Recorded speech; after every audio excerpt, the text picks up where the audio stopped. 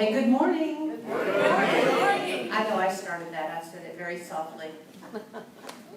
Okay, I'm going to tell you what I know today. Cool. And there's only one thing I know. Prayer works. That God is absolute good all the time. And that also is part of the prayer works. But I tell you all the time how much the prayer box, the focus of prayer, the intention of prayer is so powerful. And I'm going to sort of wrap that in today. But before I get started with the talk, there are a few other things I just want to cover off on. The first of which is Monday, tomorrow, is Labor Day. The office is closed. And I want us to acknowledge the purpose of Labor Day. Sometimes it gets a little mixed in with other things. But the purpose of Labor Day is to acknowledge the hard-working people in this country. Not the, white-collar people can be hardworking as well. But it's the people that work by the hour, that show up on the front lines, that they're the ones who've really suffered through this pandemic. They're the ones who don't feel safe going back to their jobs because they have to deal with the public. They're the ones who, because of industry slowing down, various ones, have been laid off or had their hours cut back or whatever. And it's really important on this Labor Day that we remember and we put that prayer energy out into the world so that we send them our love, that we send our intention for their prosperity and their well-being and their mental and physical health. It's really important that we hold this and know it's not, Veterans Day is coming up, and that's an important day to acknowledge veterans, but Labor Day is about laborers. My dad came from, his father was a pharmacist, and he came from an educated family, but he chose to work in a paper mill. He loved making paper. He'd bring home little jars of pulp in various phases, and he could talk about it all day long. He was happy in that environment. There's nothing less about being a laborer. It's a valued part of our economic structure.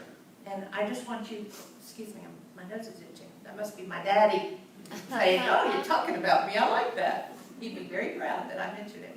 But I was proud of him growing up. And I'm proud of all the laborers. And I just want us to take a moment right now and just send them love.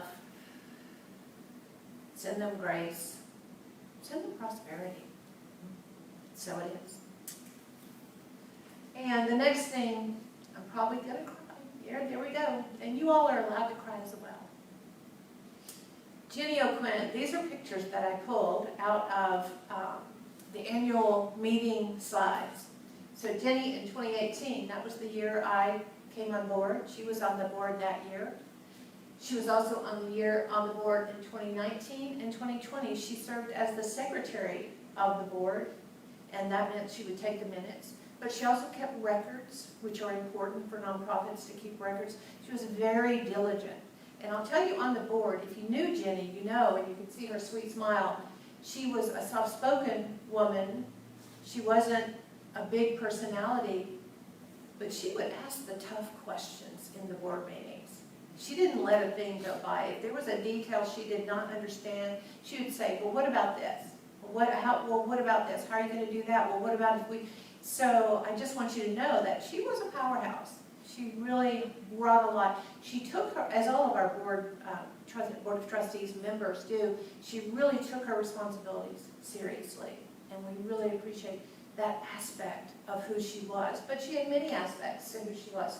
These decorations that you see here, Jenny did this, and even during the pandemic, she came in as the seasons changed, and because I used this as my backdrop to give the talks on Sunday online, she made sure that the familiarity of those seasons changing in the background was maintained.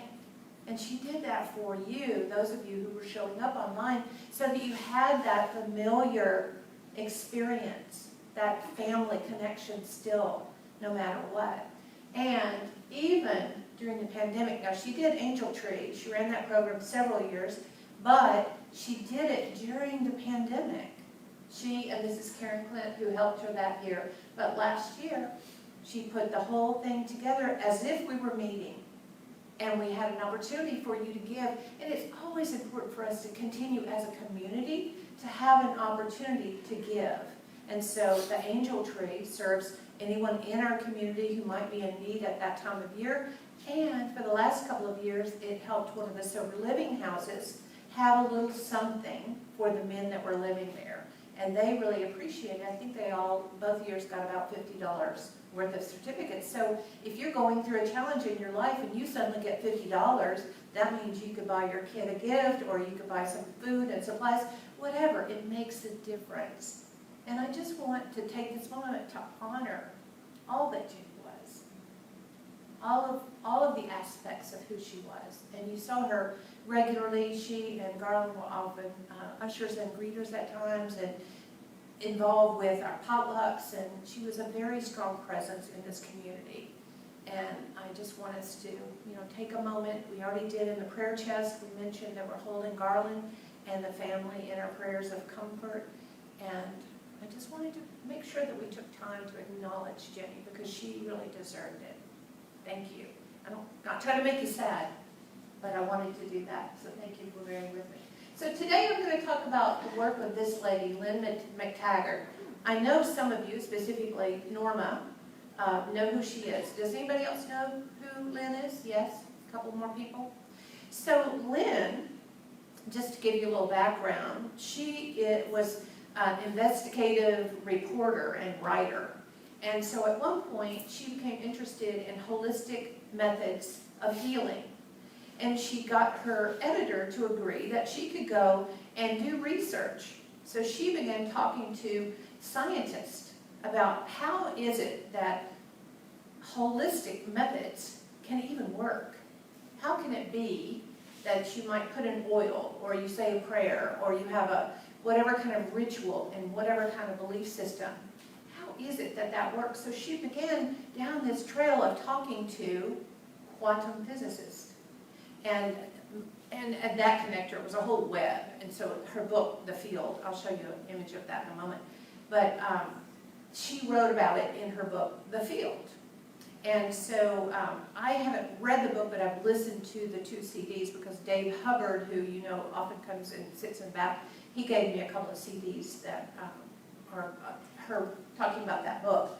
But what she discovered, she says it's The Field, and these are just little captions of each one of her books, because her books take a journey. They really reflect the journey she went on, from I'm just curious about holistic methods of healing to, hey, look, this works. So she started out with The Field, and she's in that book, it says it's about scientific evidence for the innate sense that we are not separate, but we are always part of a greater whole. That's what it comes down to. Quantum physicists call it the unified field. We in spiritual communities call it God. People name it all kinds of things, but that unified field is where things are happening, but we can't see them with our 5 senses. In her next book, it sort of took her to, okay, well, what is that that's happening? What is actually affecting that field, and how is it affecting? So her next book, it's the world's largest mind over matter studies. So she wrote this book, and she invited people to be a part of her experiment. So worldwide, people would come onto her blog site, and sometimes she'd go out, she'd meet with people in a room, but people were coming together to have intentions and hold intentions. And she said initially it was all related to, and she set it all up very scientifically, double-blind studies and all this. And she didn't tell the scientists who agreed to be a part of this on the other end exactly what she was looking for. But she had the intentions, and she was able to actually document that the intentions held by this group of people affected the outcome. So whether it was a plant or whatever, but there was a gentleman who said, I have this illness. I can't recall the name of it exactly off the top of my head. I should have written it down. But he wrote into the blog, and he said, how about an experiment on a human being? So he had had this illness for decades where his bones were fusing together and his chest was becoming immobile, which of course makes it hard to breathe. He was in chronic pain and really, literally not trying to heal that issue, just manage the pain. And I know many of us have had pain that when you're just trying to manage pain, there's no quality to life there. So he wrote in and he asked for this group to give attention and intention to him and his illness. And he didn't have a moment like, oh, I'm healed, hallelujah. Slowly he just began to feel better and think less and less about pain. And he thought, well, that's a pretty good result right there, just less pain. But he went to the doctor for a follow-up, and the doctor was listening to his chest, and he said the doctor's jaw dropped open. He hadn't breathed deeply, and the doctor was sat down, almost irritated. He said, your chest moved. So this man whose chest hadn't moved in decades began to have freedom of movement in his chest. Isn't that amazing? That through intention, now she wasn't calling it prayer because she's sort of a spiritual skeptic a little bit. She's spiritually curious, but she's not I know how, like I said, this is what I know because I know prayer works. She was not in that camp at all. She's like, oh, I know something's going on, but I don't know what it is. So I'm just going to try to figure it out. And through the science of it, she's kind of trying to put the pieces together. So the next book she wrote was called The Bond. And this book is about how everything is interconnected, including nature. And she said, we flourish only when we work together as a part of a greater whole. So we're not just one individual. Yes, as a community, we understand that we are collective, but we're a greater collective with the entire world. We are part of a consciousness that is that unified field, and we can actually affect it. So her next one, The Power of Eight, Group Intention has a mirror effect. So here's the point of this book, The Power of Eight, which Norma, when I first got here, gave me a copy of this book. Well, actually, I think she loaned it to me, but I thought you gave it to me until I was reading it and I saw your name was written. And inside a page, though I looked on the cover, I always write my name in the covers. So I will replace it because I started marking up in it before I realized that you had your name in it. So I'm not going to give it back to you all marked off. That's how I read. I'm always reading and going, oh, this would be good to share. This would be good. I need to remember this. I want to dog-ear the page. I just live a book, just like I have a relationship with my book. But this Power of a Group Intention has a mirror effect. Her point in this is, yes, we can get together in multiples, and we can have an intention, and we can see the outcome of that intention. It's measurable, it's palpable, it's a real thing. Some of you may at some point have been part of a mastermind group. That's where you really learn. I'll tell you a story about a mastermind group. I used to speak regularly when I was in Dallas at a little church called in Cedar Hill. And one day these 3 or 4 ladies pulled me aside after the talk and they said, we have something we want to ask you about. They said, we're in this mastermind group, and when we first came together, we got together and man, things really changed. We set our intention, we shared it with one another, we repeated it, we affirmed it. We really had this momentum and things started changing. I got a new job, I made more money, my children started behaving nicely, blah, blah, blah, whatever it is they were saying. And they said, all of a sudden, all that stopped. We're wondering why. Why did it all stop? And I said, well, tell me a little bit about what you're doing. And so they said, at first we were really excited, we really get together. And then it got to be more of a chore to get together. So they were just showing up and going through the steps that they had been going through all this time. But what they lost was that feeling, that expectation. Eric Butterworth wrote in Spiritual Economics, you don't get what you want, you get what you expect. But if you're showing up and you're not even putting an expectation into it. You're just saying, oh yeah, da, da, da, here's my list, Santa Claus, aka God, divine, unified field. Here's my list. But you're not actually putting any intention, any expectation into it. You're not giving that to the people in your group. Well, there's no activating energy. You know, Dr. Joe Dispenza says thoughts are electric, but emotions are magnetic.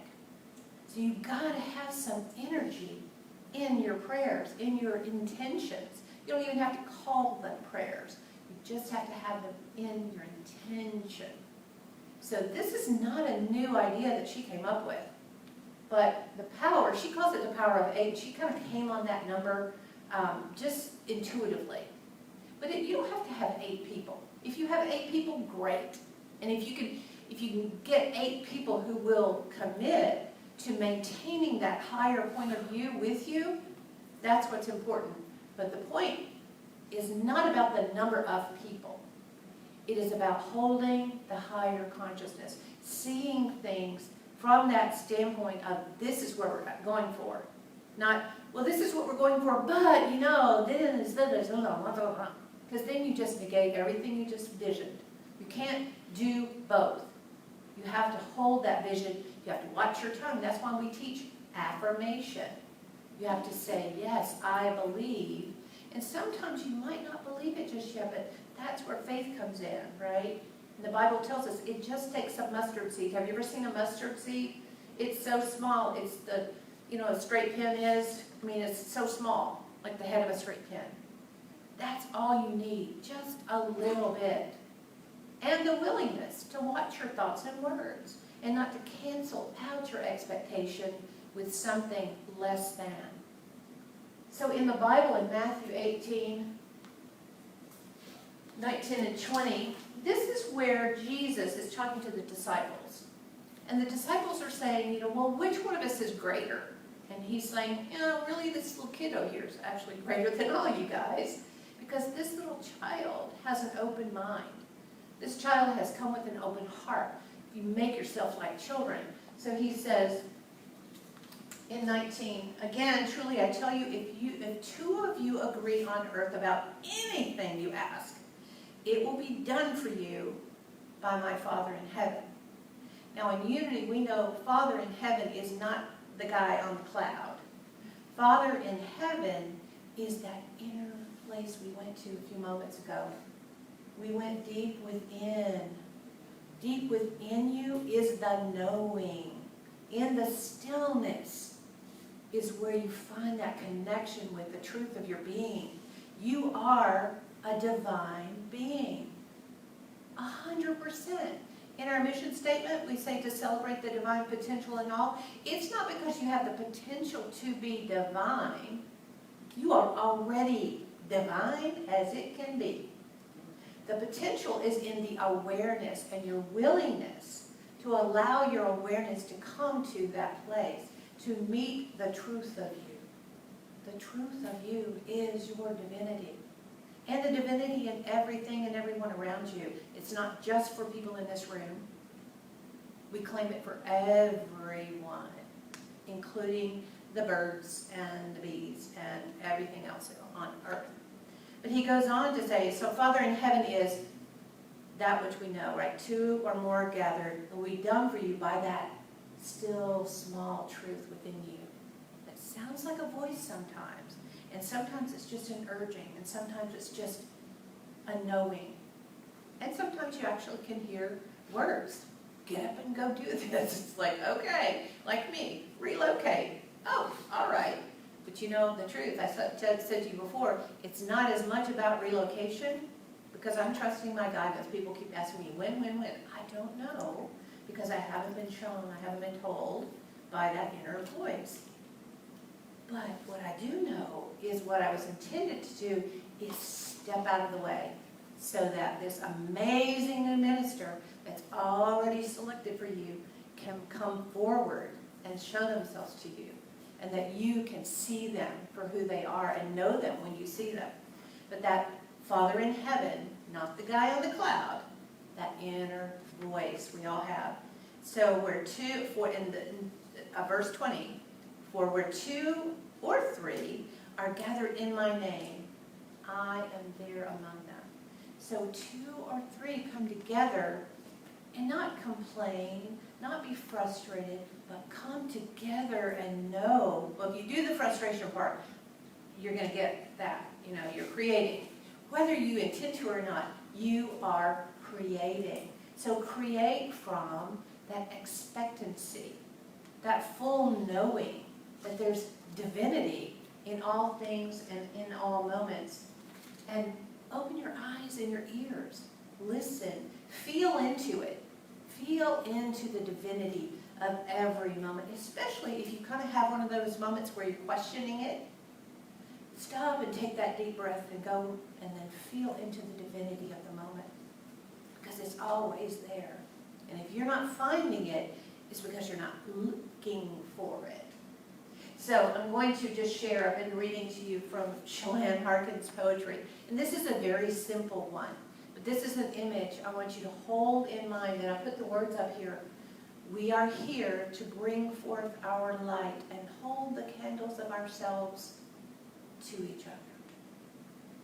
To bring forth that light that exists within you and hold the candles of ourselves to each other.